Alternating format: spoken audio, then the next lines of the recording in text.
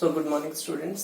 In the last lecture we have discussed the preparation of haloarenes and today we are going to start our next topic that is physical properties of haloalkanes. आज हम जो discuss करने वाले हैं वो है physical properties of haloalkanes. Alkyl halides की physical properties. So physical properties की अगर बात करें तो फिजिकल प्रॉपर्टीज में हमारे पास आ जाता है फिजिकल स्टेट. ठीक है, फिजिकल स्टेट आ जाती है, उसके बाद आ जाता है सॉल्युबिलिटी, सॉल्युबिलिटी के बाद आ जाता है जैसे डेंसिटी. सो अगर फिजिकल स्टेट की बात करें अमंग द एल्काइल हैलाइड्स, जो एल्काइल हैलाइड्स हैं these are colourless and sweet smelling substances. ठीक है, किस तरह के सब्सटेंसेस हैं ये? कलरलेस है एंड स्वीट स्मेलिंग सब्सटेंसेस.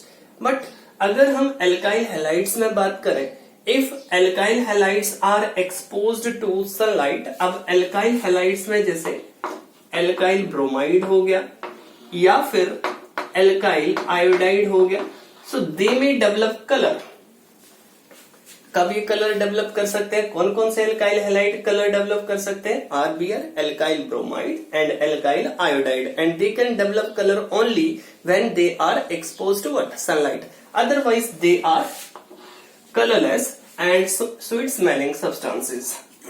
अगर हम इन्हीं में बात करें तो जो लोअर मेंबर्स हैं they are lower members are gases, they will exist in gaseous state at room temperature, while जो हायर मेंबर्स हैं दे में एग्जिस्ट इन सॉलिड स्टेट. जो लोअर मेंबर्स हैं वो एग्जिस्ट कर सकते हैं किस फिजिकल स्टेट में? दे में exist in gaseous state, while the higher members में एग्जिस्ट इन सॉलिड स्टेट.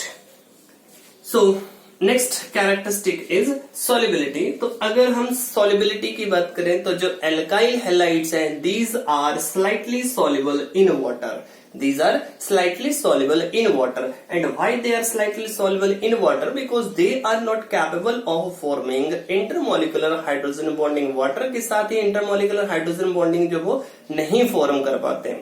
ठीक है, और इसका रीजन क्या है? जैसे जो भी हेलोजन होगी, सो हाइड्रोजन बॉन्डिंग के लिए नेसेसरी कंडीशन क्या है? The element should be a most electronegative element.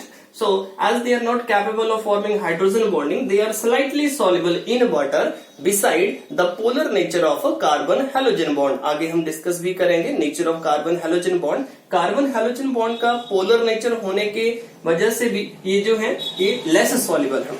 ठीक है, मीन्स अगर पोलर कंपाउंड्स है तो वाटर में तो वो इजिली क्या हो जाते हैं? डिसॉल्व हो जाते हैं. बट इनके केस में एक और जो रीजन आ जाता है, they are not capable of forming intermolecular hydrogen bonding, that is why they are slightly soluble in water. Then next अगर हम बात करें, अगर ऑर्गेनिक सॉल्वेंट्स में देखें, so they will be soluble in organic solvents. So here we will discuss the intermolecular forces of attraction. So carbon halogen bond जो है इसके केस में that is polar in nature but still they are slightly soluble in water. और organic solvents में देखें they are soluble in organic solvents as the intermolecular forces bond को break करने के लिए जितनी एनर्जी रिक्वायर्ड है उतनी ही एनर्जी जो है वो बॉन्ड फॉर्मेशन में जो वो यूज होती है. कैरेक्टरिस्टिक है हमारे पास डेंसिटी. सो अगर डेंसिटी की बात करें, the fluoro and chloro derivatives are lighter than water. अगर उनकी डेंसिटी की बात करें एज कंपेयर टू वाटर तो उनकी जो डेंसिटी है वो क्या होगी? कम होगी. व्हाइल द पॉलीक्लोरो, ब्रोमो और आयोडो डेरिवेटिव्स, जो भी पॉलीक्लोरो डेरिवेटिव्स होंगे या फिर ब्रोमो डेरिवेटिव्स हैं या फिर आयोडो डेरिवेटिव्स हैं, they will have high density as compare to water. ठीक है, तो उनकी डेंसिटी जो है वो वाटर से क्या होगी? ज्यादा होगी. सो फिजिकल स्टेट है, फिजिकल स्टेट में हमारे पास कलरलेस स्वीट स्मेलिंग सब्सटेंसेस है. लोअर मेंबर गैसियस स्टेट में एग्जिस्ट कर सकते हैं. हायर मेंबर किस फिजिकल स्टेट में एग्जिस्ट कर सकते हैं? दे में एग्जिस्ट इन लिक्विड स्टेट और solid state. Next characteristic is melting and boiling point. अगर हम मेल्टिंग एंड बॉइलिंग पॉइंट की बात करें, जितने भी क्लोराइड्स हैं, ब्रोमाइड्स हैं या फिर आयोडाइड्स हैं, एल्काइल क्लोराइड्स हैं, एल्काइल ब्रोमाइड्स हैं या फिर एल्काइल आयोडाइड्स हैं, they will have higher boiling point as compare to the hydrocarbons of comparable molecular masses. Comparable hydrocarbons जो भी हैं, कंपेरेबल मॉलिक्यूलर मासेस वाले जो हाइड्रोकार्बन्स हैं, अगर इनके साथ हम इनका कंपैरिजन करें, जो भी एल्काइल क्लोराइड्स हैं, एल्काइल ब्रोमाइड्स हैं, आयोडाइड्स हैं, तो इनका जो मेल्टिंग एंड बॉइलिंग पॉइंट होगा वो क्या होगा, ज्यादा होगा. दे will have greater melting and boiling point, and the reason for this is the polar nature of carbon halogen bond as well as the intermolecular forces of attraction. There exist stronger intermolecular forces of attraction such as dipole-dipole forces or van der Waals forces of attraction among these molecules. So that is why they will have higher melting and boiling point.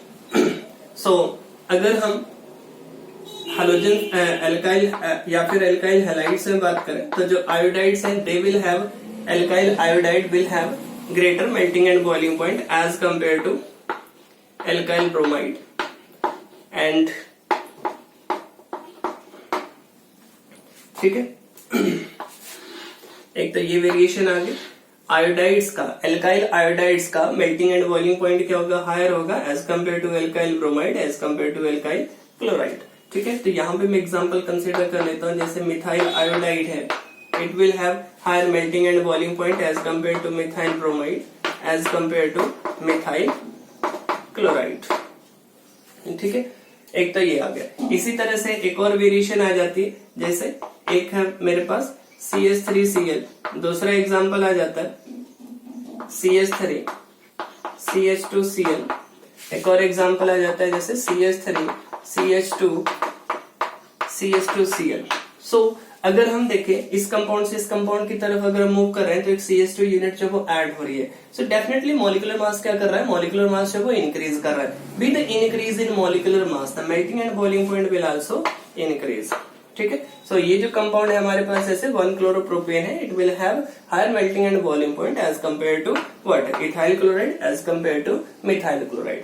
So this compound is also known as N-propyl chloride and this is known as ethyl chloride. This is methyl chloride. तो इनमें जो है melting and boiling point जो इस वजह से very करेगा, जिसके केस में जितना ज्यादा मॉलिक्यूलर मास होगा उतना ही ज्यादा क्या होगा, मेल्टिंग एंड बॉइलिंग पॉइंट होगा. ठीक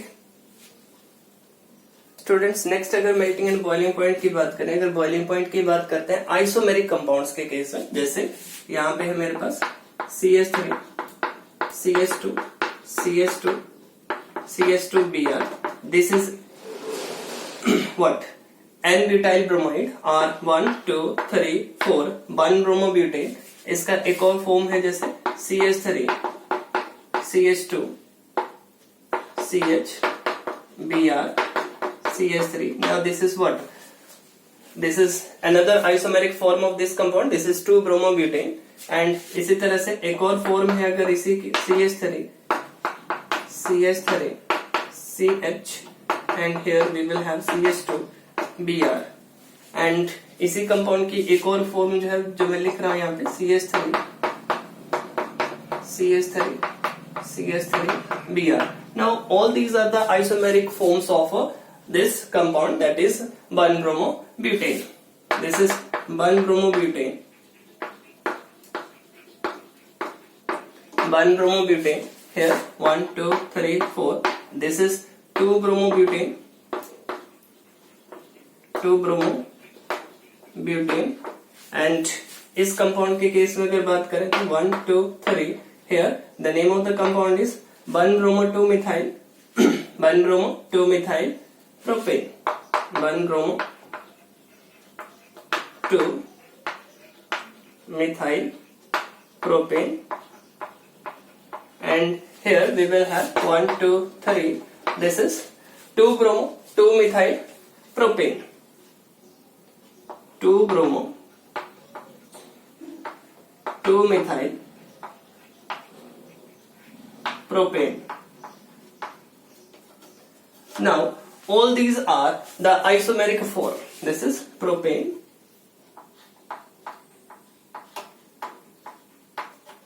So all these are the isomeric form of one compound, that is 1-bromobutane. ठीक है, 1-bromo compound की ही क्या है, ये isomeric forms है. All these are the isomeric form of this compound. So always remember this concept.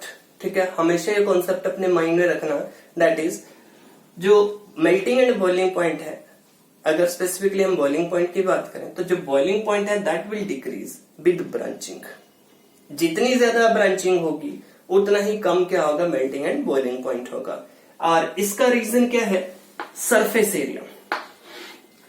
With increase in branching surface area decreases. क्या बताया, with increase in branching surface area decreases. अब इस molecule के case में spherical structure, जिस तरह से structure form हो रहा है, तो मिनिमम सरफेस एरिया जो है वो होगा। ठीक है, मिनिमम सरफेस एरिया होगा मींस इस कंपाउंड के केस में सबसे कम मेल्टिंग एंड बॉइलिंग पॉइंट जो वो ऑब्जर्व होगा। ठीक है, again I am repeating, with increase in branching the melting and boiling point decreases. And why, because with increase in branching the surface area decreases, lesser the surface area, lesser will be the melting and boiling point। ठीक है, तो सबसे ज्यादा जो है melting and boiling point इस compound के case में ऑब्जर्व होगा, और इन दो कंपाउंड्स के केस में ऑलमोस्ट सेम ऑर्डर का होगा। ठीक है, और अगर इस कंपाउंड के केस में अगर बात करें तो इसके केस में जो है मेल्टिंग एंड बॉइलिंग पॉइंट जो है वो किस तरह का ऑब्जर्व होगा, सबसे कम होगा। ठीक है, सो अगर क्वेश्चन इस तरह से आता है 1 bromobutane 2 bromobutane and 2 bromo 2 methyl butane 2 bromo 2 methyl propane, which one will have greater melting and boiling point? The reason is this 1 bromobutane, because जो यहाँ पे जो आंसर है, the answer will be this 1 bromobutane. Reason जो इसके case में है that is greater the surface area, greater will be the melting and boiling point. तो इस कंपाउंड के केस में सबसे ज्यादा सरफेस एरिया होता है, तो ज्यादा सरफेस एरिया होने की वजह से इसके केस में जो मेल्टिंग एंड बॉइलिंग पॉइंट है वो भी क्या होता है, ज्यादा ऑब्जर्व होगा। क्लियर? सो सबसे कम जो है that will B observed in case of 2 bromo 2 methyl propane.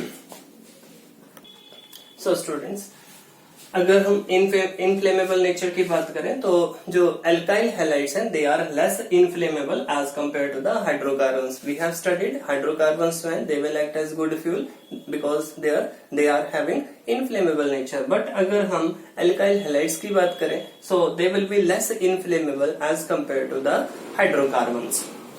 Next is polarity and dipole moment. As we have studied, CX bond is polar in nature. We will explain why the CX bond is polar in nature.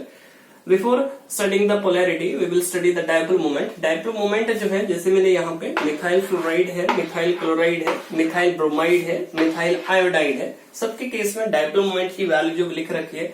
So methyl fluoride के case में जो dipole moment आ रहा है 1.847 divide, यहाँ पे 1.860 है divide, और अगर मिथाइल ब्रोमाइड के केस में देखें 1.830 डिवाइड, मिथाइल आयोडाइड के केस में देखें तो 1.630 डिवाइड। सी डाइपोल मोमेंट जो है वो अगर हम देखें तो मिथाइल क्लोराइड के केस में ज्यादा आ रहा है, बट जैसे मिथाइल ब्रोमाइड की तरफ मूव कर रहे हैं, मिथाइल आयोडाइड की तरफ मूव कर रहे हैं, तो डाइपोल मोमेंट की वैल्यू क्या कर रही है, डिक्रीज कर रही है। यहां से आप इसको तो एक्सप्लेन कर सकते हो, इस डिक्रीज को तो एक्सप्लेन कर सकते हो किसके बेसिस पे, on the basis of electronegativity of the halogen. This is what, more electronegative as compare to what, this is, अगर क्लोरीन की बात करें ब्रोमीन के कंपैरिजन में तो क्लोरीन जो है वो ज्यादा इलेक्ट्रोनेगेटिव है। ठीक है, और ब्रोमीन की बात करें एज कंपेयर टू आयोडीन तो ब्रोमीन जो है वो ज्यादा इलेक्ट्रोनेगेटिव है। ठीक है, अमंग द हैलोजेंस। बट अगर इलेक्ट्रोनेगेटिविटी ही हमारा क्राइटेरिया है तो methyl fluoride should have what, greater dipole moment. अगर उसी क्राइटेरिया को मान के चले तो हमारे पास जो मिथाइल फ्लोराइड है इसके केस में सबसे ज्यादा क्या होना चाहिए था, डाइपोल मोमेंट होना चाहिए था, but the reason is this fluorine is also having what, small size. So ये तो आप इजिली एक्सप्लेन कर सकते हो, इन तीनों को तो इजिली एक्सप्लेन कर सकते हो। Dipole moment with decrease in the electronegativity of the halogen the dipole moment will decrease. ठीक है, इसके बेसिस पे आप एक्सप्लेन कर सकते हो। बट हियर मिथाइल फ्लोराइड, यहाँ पे जो फ्लोरीन है ये तो ज्यादा इलेक्ट्रोनेगेटिव थी, but still it is having what, less dipole moment as compared to what, methyl chloride. So here you will explain on the basis of a small size of a small atomic size of a fluorine. ठीक है, जो fluorine है उसका atomic size क्या होता है, small होता है। Due to the smaller atomic size of the fluorine this methyl fluoride will have lesser dipole moment as compared to methyl chloride. Now I can frame a question from here out of out of methyl fluoride and methyl chloride, which one will have greater dipole moment and why? Answer is what? Methyl chloride. The reason is due to the smaller atomic size of fluorine, the methyl fluoride will have lesser dipole moment as compared to methyl chloride. ठीक है. Next बात आती है bond length की और bond strength की. ठीक है. फर्स्ट कॉन्सेप्ट जो आपके माइंड में बिल्कुल क्लियर होना चाहिए. देखो, अगर कहीं पे दो एटम्स के बीच में बॉन्ड लेंथ ज्यादा है, ज्यादा बॉन्ड लेंथ की बात अगर हम बात कर रहे हैं, ज्यादा बॉन्ड लेंथ मीन्स व्हाट? जो बॉन्ड स्ट्रेंथ होगी दैट विल बी लेसर. एक बॉन्ड लेंथ है और दूसरी क्या है? बॉन्ड स्ट्रेंथ है. दो एटम्स के बीच में बहुत ज्यादा डिस्टेंस है तो डेफिनेटली उनके बीच में जो बॉन्ड बना हुआ है उसकी जो बॉन्ड स्ट्रेंथ है वो क्या होगी? कम होगी. ठीक है. अब यहाँ पे कार्बन हैलोजन बॉन्ड लेंथ का जो है वो ऑर्डर दे रखा है. कार्बन फ्लोरीन के बीच में जो बॉन्ड लेंथ है 139 पिकोमीटर की है. कार्बन क्लोरीन के बीच में जो बॉन्ड लेंथ है that is of 178 picometre. Carbon bromine, ठीक है, कार्बन और ब्रोमीन के बीच में जो बॉन्ड फॉर्म हुआ है इसके बीच में जो बॉन्ड लेंथ है that is 193 picometre. Carbon iodine के बीच में जो बॉन्ड लेंथ है दैट इज 214 पिकोमीटर. क्या कंक्लूजन यहां से निकल रहा है? सबसे ज्यादा बॉन्ड लेंथ किसके केस में ऑब्जर्व हो रही है? कार्बन आयोडीन बॉन्ड जो है इसके केस में मैक्सिमम बॉन्ड लेंथ जो वो ऑब्जर्व हो रही है. और सबसे कम किसके केस में ऑब्जर्व हो रही है? कार्बन फ्लोरीन के केस में. ठीक है. अब कैसे इसको एक्सप्लेन करोगे? द रीजन इज जैसे जैसे जो भी हेलोजन है उसका एटॉमिक साइज इंक्रीज करता जाएगा वैसे ही बॉन्ड लेंथ क्या करती जाएगी? इंक्रीज करती जाएगी. So here we can explain with increase in the atomic size of the halogen the carbon halogen bond length will also increase. With the increase in the atomic size of the halogen, the carbon halogen bond length is also increasing. Now, the most important concept. अब अगर bond length सबसे ज्यादा carbon iodine के case में सबसे ज्यादा observe हो रही है, it means carbon iodine bond, ठीक है, कार्बन एटम और आयोडीन के एटम के बीच में जो बॉन्ड फॉर्म हुआ है that will be the weaker bond. वो क्या होगा? सबसे वीकर बॉन्ड होगा. मींस अगर हम यहीं से बॉन्ड डिसोसिएशन एनर्जी की टर्म में बात करें then carbon iodine bond will have lesser bond dissociation energy as compare to what? Carbon fluorine bond. Is it clear? The bond length is what? Maximum in case of carbon iodine bond. Means bond strength is what? Minimum. ठीक है. Bond strength अगर less है, बहुत कम है, means it is easier to break that bond. ठीक है. और it will be easier to break that bond. If it is easier to break the bond means that bond will undergo dissociation easily. It will require lesser energy for the dissociation of this bond. So bond dissociation energy of carbon iodine bond will be lesser as compared to bond dissociation energy of carbon bromine bond, as compared to the bond dissociation energy of carbon chlorine bond, as compared to the bond dissociation energy of a carbon fluorine bond. ठीक है. तो सबसे कम bond dissociation energy इसके case में required है और सबसे ज्यादा जो बॉन्ड डिसोसिएशन एनर्जी है वो इसके केस में रिक्वायर्ड है. ठीक है.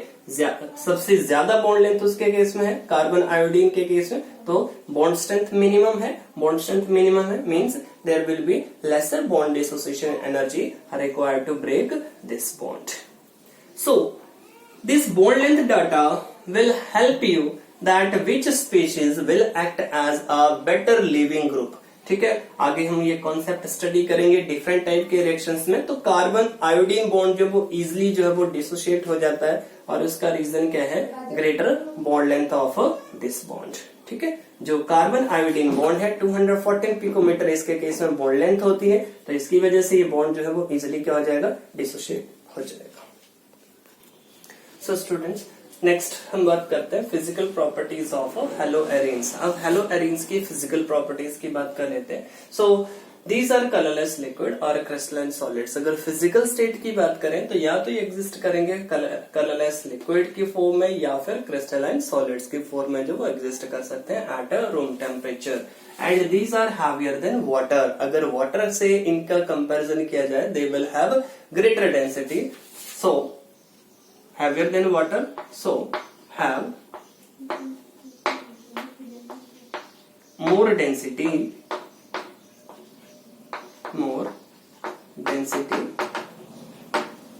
as compared to water.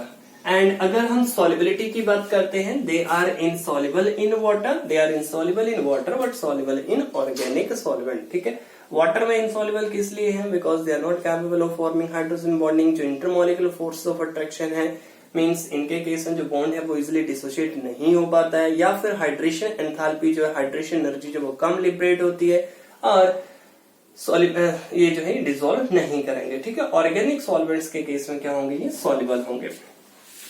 अगर हम मेल्टिंग एंड बॉइलिंग पॉइंट की बात करें, then so here I am talking about the boiling point. अगर मैं बेंजीन के साथ कंपैरिजन करूं, here I have different aryl halides, here I have simply benzene, then I have fluorobenzene, then I have chlorobenzene, this is chlorobenzene, then I have bromobenzene, then iodobenzene. So अगर हम इनके melting and boiling point की बात करें, तो melting and boiling point जो है वो वैसे ही रहेगा, उसी ऑर्डर का होगा जिस तरह से एल्काइल हैलाइड्स के केस में वेरी करता है, वैसे ही इनके केस में होगा। बट अगर एराइल हैलाइड्स में स्पेसिफिकली बात करें, out of benzene and iodobenzene, out of benzene and iodobenzene, which one will have greater boiling point and why? First of all, which one will have greater boiling point and why? So the answer will be what? Iodobenzene. Molecular mass के साथ कैसे very करता है? With increase in molecular mass, the melting and boiling point will increase. So iodobenzene का molecular mass सबसे ज्यादा होगा as compare to bromobenzene, as compare to chlorobenzene, as compare to fluorobenzene, as compare to benzene.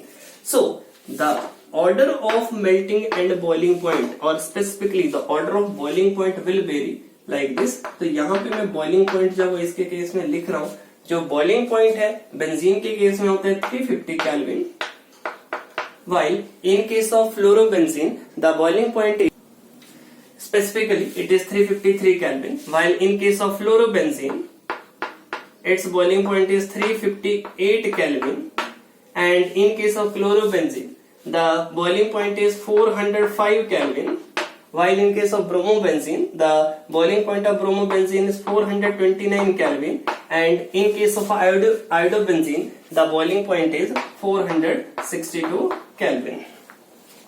So as the molecular mass is increasing, with increase in molecular mass what will happen? The boiling point is also increasing. ठीक है, boiling point increase कर रहा है with increase in molecular mass as well as with increase in the size of what?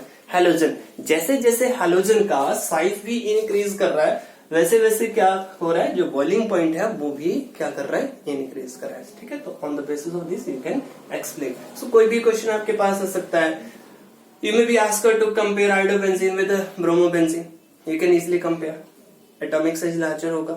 ठीक है, यहाँ पे bromobenzene और आयोडोबेंजीन का कंपैरिजन हो जाएगा, आयोडोबेंजीन और क्लोरोबेंजीन का हो जाएगा। Out of bromobenzene and chlorobenzene which one will have greater boiling point and why? So यहाँ पे ब्रोमोबेंजीन इसका एटॉमिक साइज क्या होगा? लार्जर होगा, greater energy is required for the boiling. ठीक है, सिमिलरली क्लोरोबेंजीन एंड फ्लोरोबेंजीन यहाँ पे भी आप कंपेयर कर सकते हो, the reason will be same. On the basis of this reason you can explain the order of melting and boiling point. It would be easier and maximum time you will face question from here. The question can be like this: out of iodobenzene and chlorobenzene, which one will have greater boiling point and why? One more question you can face, so you can easily compare on the basis of atomic size of the halogen as well as on the basis of molecular mass of the halogen. So students, एक और हमारे पास जो concept आता है melting point का, तो अगर melting point की बात करें, जैसे दो आइसोमर है, one is 1,2 dichlorobenzene and another one is this compound 1, 2, 3, 4 1,4 dichlorobenzene. Now out of these two compounds, which one will have greater melting point and why? So this compound will have more symmetrical structure, and due to symmetrical structure this will be more stable and it will have more melting point. अगर melting point की बात करते हैं, so the melting point of para isomer is higher due to more symmetrical structure.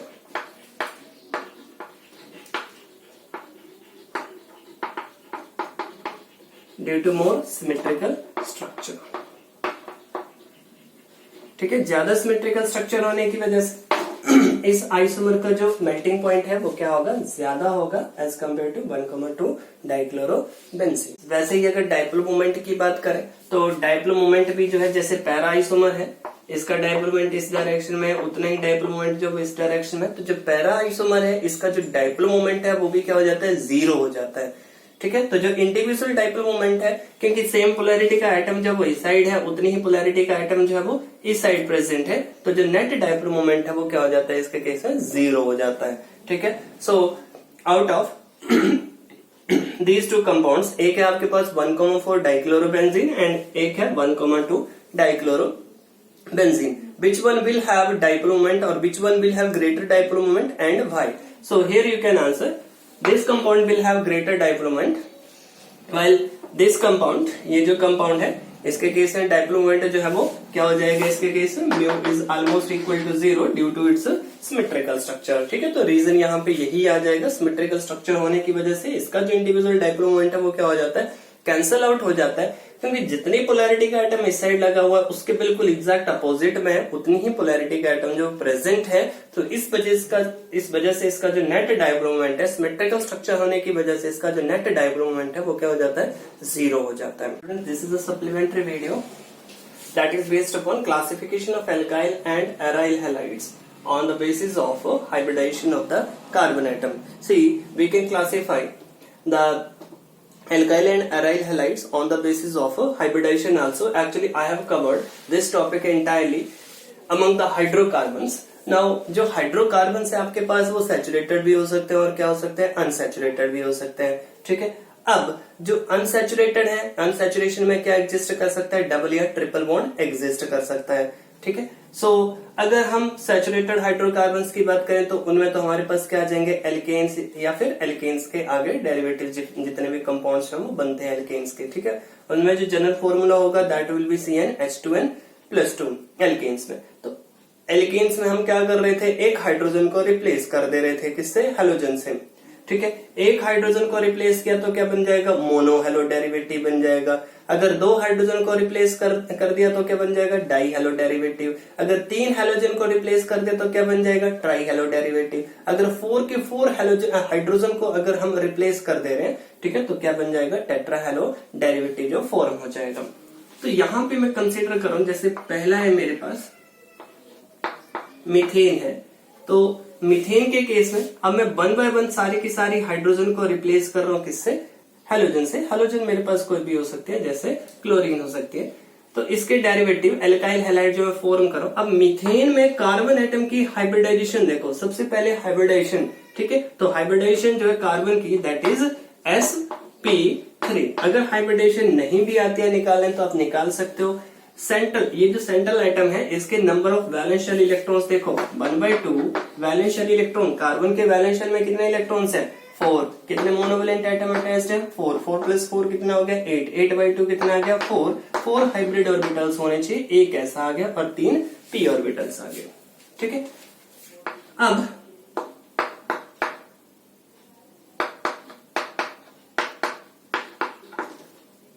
इस तरह के compound को हम क्या बोलेंगे, mono hello derivative. Mono hello derivative. ठीक है, अब यहां पे मैंने 2 हाइड्रोजन को रिप्लेस कर दिया, किससे, हेलोजन से। क्या बन गई, die hello derivative. Naming you can do. ठीक है, इसी तरह से अगर 3 हाइड्रोजन को रिप्लेस कर दिया है हेलोजन से, तो क्या बन गए, ट्राई हेलो डेरिवेटिव बन गए। अगर चारों के चारों हाइड्रोजन को रिप्लेस कर दिया हेलोजन से तो आप इसका नाम भी लिख सकते हो, ठीक है। So here the hybridisation of the central carbon atom, जो भी कार्बन एटम है हेलोजन के साथ जो अटैच्ड है उसकी जो हाइब्रिडाइजेशन है वो क्या है, sp3 है। नाम क्या हो जाएगा इसके केस में, मीथेन से डिराइव किया था तो 1 क्लोरो क्या हो जाएगा, मीथेन। यहाँ पे क्या आ जाएगा 1,1 डाइक्लोरोमीथेन आ जाएगा। यहाँ पे 1 2 3 एक फर्स्ट ही कार्बन एटम है, कितनी हेलोजन अटैच्ड है इसके साथ, 3 हेलोजन जब अटैच्ड है तो नेम क्या हो जाएगा 1,1,1 ट्राइक्लोरोमीथेन।